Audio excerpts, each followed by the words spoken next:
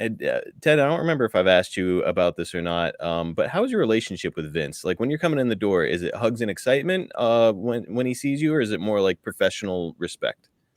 No, it's I never had a problem getting along with Vince. There was never any um, animosity. I know. Um,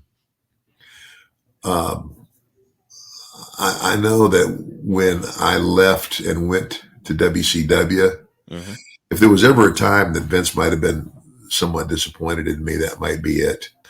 I know I had the one conversation that I had with him,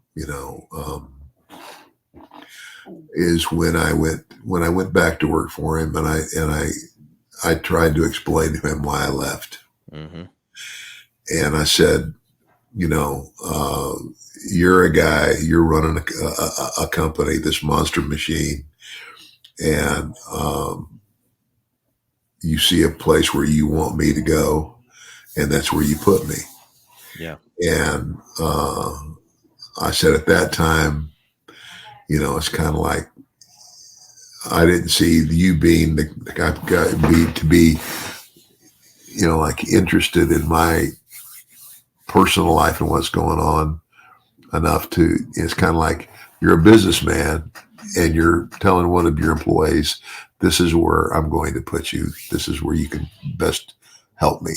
Yes. And rather than I didn't want to. I guess that's like I told him. I didn't want to bother you with my personal feelings and my my reason for wanting not to go on the road. You know, I didn't want to go. I didn't want to go back and even take that chance Right. to be on the road again and be back out. Like go next show, next town, next party, all that stuff. And even though I didn't anticipate that, you know what? It was like it was the big. It was a big. I don't want to do it. And he told me. He said, "Ted," he said, "you should have come and talked to me."